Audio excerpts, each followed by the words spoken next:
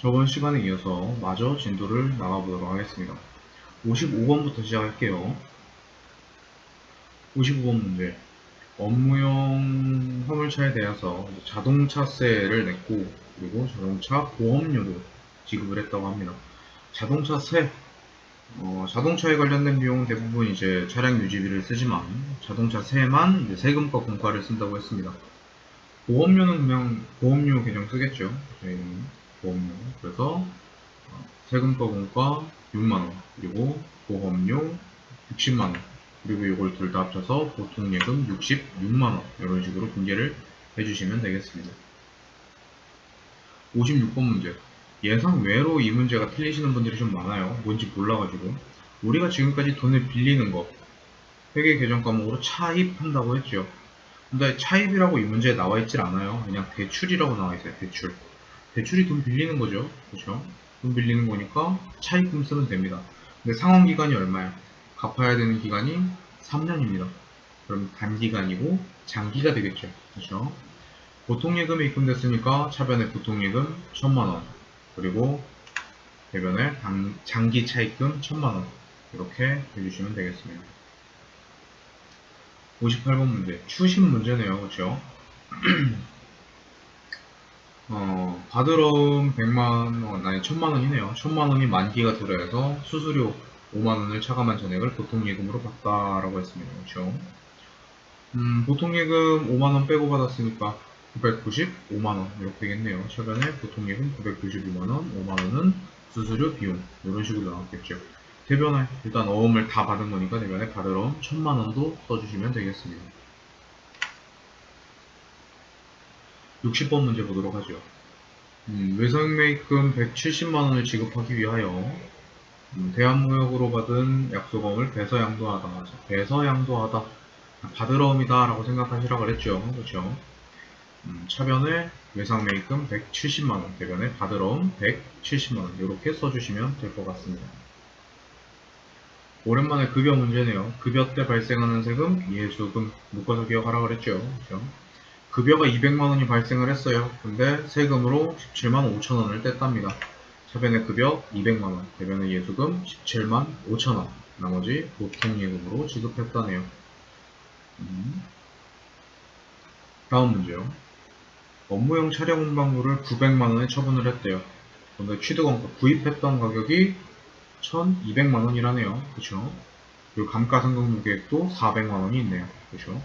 자, 취득원가랑 감가상각누계액 나오면 요거 두 개부터 지워주라고 그랬죠. 그래서 차변에 감가상각누계액 400만원, 대변에 차량 운반구 1200만원, 이런 식으로 분개를 해주실 수 있습니다. 죄송합니다. 그 다음요.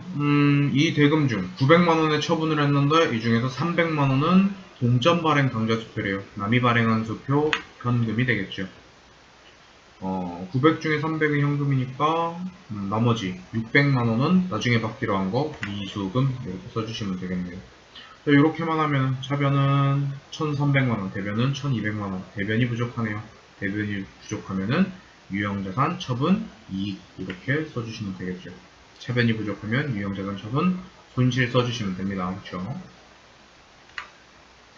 63번 문제 보도록 하죠. 토지를 취득하고 대금 5천만원을 당좌 수표를 발행하여 지급했대요. 내가 발행한 수표, 당좌, 예금이 되겠습니다.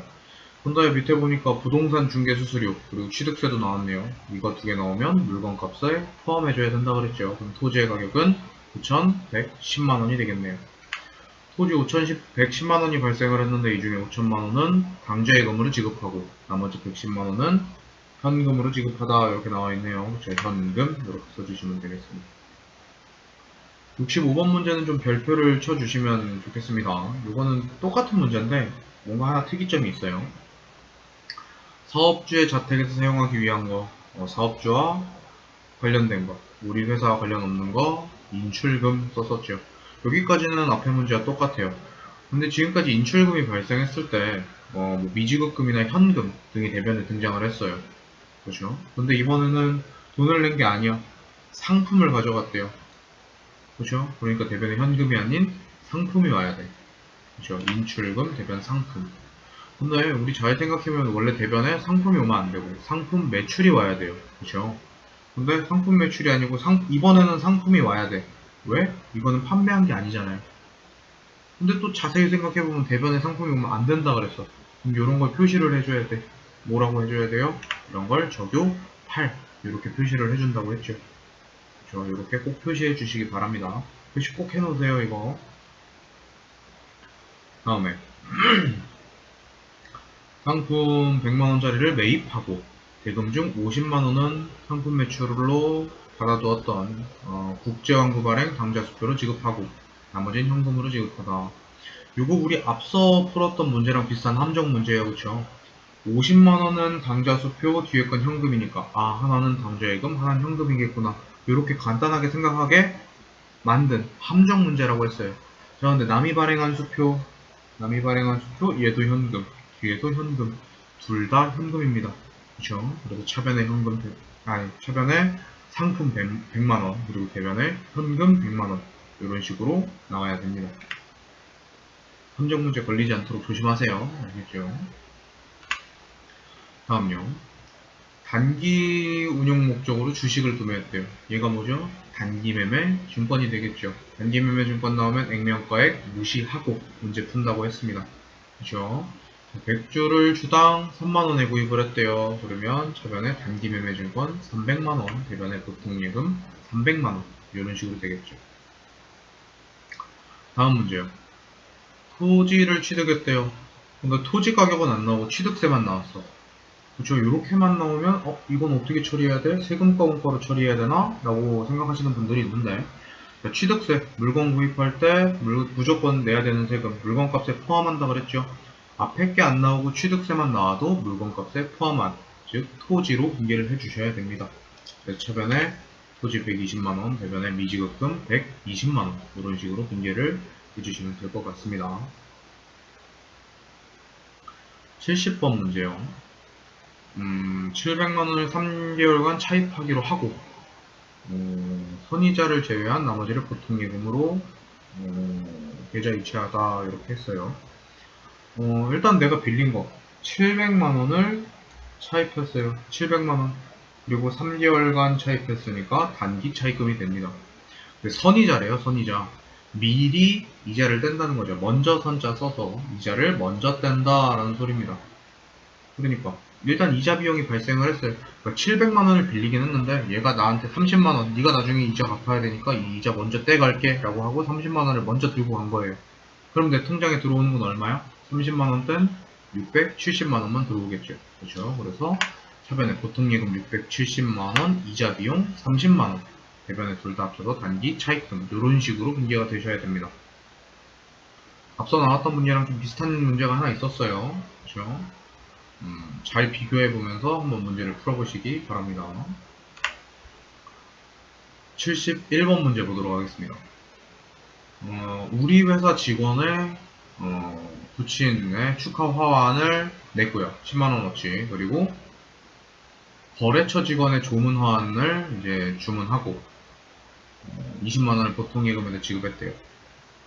내가 지급한 거 10만원, 10만원 합쳐서 20만원을 지급한 거죠. 근데 10만원은 복리후생비, 나머지 10만원은 접대비가 되겠습니다. 그렇죠? 차변에 복리후생비 10만원, 접대비 10만원, 대변에 보통예금 20만원 이런 식으로 분계가 되면 되겠죠. 73번 문제 보도록 하겠습니다. 판매용이래요. 판매용. 그렇죠? 판매용을 판매하기로 계약하고 자 아직 판매를 안 했어요. 계약만 한 거예요. 이러면 계약금에 대한 분계만 한다고 했죠. 판매하기로 하고 받은 계약금 손수금이 되겠죠. 그렇죠? 20%니까 40만원이 될 것 같아요. 계산기 잘 쓰세요. 퍼센트 버튼 보시겠죠. 당좌예금으로 받았으니까 차변에 당좌예금 40만원, 대변에 손수금 40만원 이런 식으로 분계가 되면 될 것 같습니다. 75번 문제 보도록 하죠. 자동차를 할부로 구입하고 미지급금으로 처리했었대요. 그래서 미지급금으로 처리했던 할부금을 20만원을 보통예금에서 이체했다. 차를 구입하고 할부로 했으면 차변에 차량 운반부, 대변에 미지급금 이런 식으로 분계를 해놨었겠죠. 요 할부금을 지급을 했다니까 대변에 있던 미지급금이 차변으로 오게 됩니다. 그래서 차변이 미지급금 20만원, 대변에 보통예금 20만원 이런 식으로 분계가 되면 되겠죠. 잠깐 한 문제만 돌아가서 74번 문제를 볼게요. 이런 문제는 처음 보실 거예요. 그쵸? 현금 시세를 파악하는 중 장부상 현금보다 실제 현금이 65,000원이 많은 것을 발견하였으나 원인을 파악할 수 없다. 왜 돈이 더 많은지 모른다라고 하는 거예요. 현금을 주셨는데 현금이 왜 이게 더 있는지 모른 거예요. 내용을 몰라. 자, 예를 들어 볼게요. 실제하고 장부하고 있어요. 자, 실제라는 거는 내가 실제로 주머니에 갖고 있는 돈, 보유하고 있는 돈을 말하고요. 장부라는 거는 내가 이렇게 회계, 분계를 해서 기록을 해놓은 거를 의미합니다. 자, 그러면 예를 한번 들어볼게요. 실제로 만원이 있고 장부에는 빵원이 있다고 기록이 돼 있어요. 내가 지금 만원을 들고 있는데 장부에 나한테 돈이 하나도 없대. 자, 이런 경우에 실제를 조정해야 될까요? 장부를 조정해야 될까요? 잘 생각해 보세요. 자, 여기서 지금 만약에 실제를 조정해야 된다고 말씀하신 분들은 장부에는 내가 지금 용돈기입장이라고 생각해봐요. 비슷한 거니까 용돈기입장에 용돈이 하나도 없다고 나와 있어요. 그렇게 기록이 돼 있어. 근데 내가 만원이 있는 거야. 주머니를 뒤져보니까 만원이 있어요. 근데 장부를 실제를 조절해야 된다고 하신 분들은 장부랑 맞추기 위해서 실제 만원을 갖다 버린다는 소리예요. 말이 안 되죠. 그렇죠? 내가 돈이 없다고 만원을 갖다 버린대. 장부에 없다고 나왔다고. 그럼 반대로 장부에는 만원이 있다고 적혀 있는데 나는 실제로 돈이 하나도 없어. 돈 아무리 뒤져봐도 없어. 그러면은 실제를 맞추려면 다른 데 가서 돈 훔쳐와야 돼요?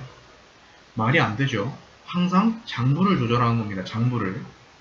자, 그러면 실제로 만원이 있고 장부엔 하나도 없대. 그럼 장부를 어떻게 해야 돼? 늘려줘야겠죠. 그렇죠. 늘리려면 차변에 현금 쓰면 늘어나겠죠. 현금 이렇게 씁니다. 근데 대변에 내용을 몰라. 원인을 파악할 수가 없대. 그쵸? 왜 들어왔는지 파악을 할 수가 없대요. 그쵸? 요럴 때 쓰는 개정 과목 현금 가 부족입니다. 요거는 양쪽에 다 쓸 수 있어요. 현금이 과하거나 과하다는 건 많다는 소리죠. 많거나 부족할 때 둘 다 쓸 수 있는 개정 과목입니다. 그래서 차변과 대변, 내가 만약에 현금이 없어도 차변에 현금과 부족 쓸 수 있고요. 현금이 더 많아서 대변에 현금과 부족을 쓸 수 있습니다. 그럼 74번 문제를 보도록 하죠. 장부상보다 실제가 많대요. 자, 실제가 65,000원이 있고 장부상은 빵원이 있는 거야. 그럼 어떻게 해야 돼? 장부를 늘려줘야겠죠. 그렇죠? 장부를 늘려요. 차변에 현금 65,000원. 대변에 원인을 모르니까 현금 과부족. 이렇게 써주시면 되겠습니다. 81번 문제 보도록 할게요. 업무용 자동차를 500만원에 처분을 했대요.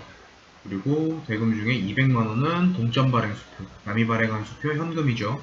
그리고 나머지 300만원은 나중에 받기로 하다라고 나왔습니다. 자동차의 취득원가는 1,500이고 감가상각노계액은 225만원이다. 이렇게 나왔네요. 자, 이런 문제 나오면 취득원가랑 감가상각노계액부터 없애주라고 했죠. 그렇죠? 그래서 차변에 감가상각노계액 225만원, 대변에 차량운반부 1,500만원 이렇게 됩니다. 자, 얼마에 팔았나 보니까 500에 팔았대요. 이 중에 200은 동점 발행 수표, 즉 현금으로 받았네요. 현금 200. 500에서 200 받았어요. 그럼 얼마 남았어? 300이 남았죠. 300 나중에 받기로 한 거 미수금 이런 식으로 있습니다. 그럼 차변에 얼마가 부족해요? 775만원이 부족하네요. 얘가 뭐야? 유형자산 처분 손실이 됩니다. 그쵸? 요거 기억 잘 하셔야 돼요. 생각보다 잘 나옵니다. 82번 문제 보겠습니다. 파산으로 외상매출금이 회수 불가능하게 되어 대손 처리하다. 자, 대손 처리하다. 외상매출금이 없어진다라는 소리죠. 자, 대손 충당금 잔액. 충전해 놓은 금액이 66,000원이래요. 자, 충전해 놓은 금액이 있으면 일단 충전해 놓은 금액부터 쓴다고 했습니다. 자, 차변에 대손 충당금 66,000원. 자, 근데 100만원인데 66,000원이면 얼마가 부족해요? 93만 4천원이 부족하죠. 얘가 대손상각 B라고 분계를 해준다고 했습니다. 대변에는 외상매출금 못 받게 된 거 그냥 보내주시면 되겠죠. 83번 문제 보도록 하겠습니다. 자동차의 전조등 등 이제 튜닝을 교체하고 50만원을 지급했는데 이 50만원 중에서 30만원은 수표를 발행하여 지급, 나머지는 어음으로 지급하였다 라고 나오네요. 차량에 대한 자본적 지출, 즉 자산 처리하시오. 차량 운반으로 처리해 주시면 되겠네요. 그렇죠? 그럼 일단 50만원이니까 차변에 차량 운반부 50만원, 30만원은 수표 발행했으니까 당좌 예금, 어음으로 지급했으니까 지급 어음 쓰면 안 되죠. 왜 안 돼? 차량 운반부 상품과 관련된 게 아니에요. 여기 지급 어음 쓰시는 사람들 정신 차려야 돼요. 이제 슬슬 집중해야 돼. 아시겠죠? 지급어음 아니죠. 그럼 뭐야? 미지급금 나와야겠죠. 미지급금 20만원 이런 식으로 분기해 주시면 될 것 같습니다. 84번요. 외상으로 매입한 대금 400만원을 빨리 지급하게 되어서 3% 할인받았대요. 자, 할인이라는 거 나오면 외상매출금, 외상매입금, 바드럼 중에 하나 찾으라고 했죠. 자, 외상으로 매입한 상품 대금이라고 나와 있습니다. 외상 매입금이 되겠죠. 외상 매입금의 할인, 매입 할인. 여기 밑에 나와 있네요. 매입 할인 계정 사용한다. 이렇게요. 그렇죠? 일단 외상 매입금을 다 갚았으니까 해변의 외상 매입금이 사라집니다. 그렇죠? 그리고 3% 할인받았다니까 매입 할인 12만원. 나머지는 보통 예금으로 지급했으니까 보통 예금 388만원. 이런 식으로 분기를 해주시면 될 것 같습니다. 87번 문제 보도록 하겠습니다. 상품을 매입을 했대요. 그리고 받아 보관 중인 약속어음을 배서양도. 자, 배서양도라고 하면 받을 어음 나온다 그랬죠. 그렇죠? 그리고 잔액 300만원 중에 200만원 지급했으니까 100만원이 남았겠죠. 100만원은 어음으로 지급하다라고 나왔어요. 그러면은 지금 받을 어음이랑 지급 어음이 같이 나오네요. 이럴 수 있나요? 이럴 수 있습니다.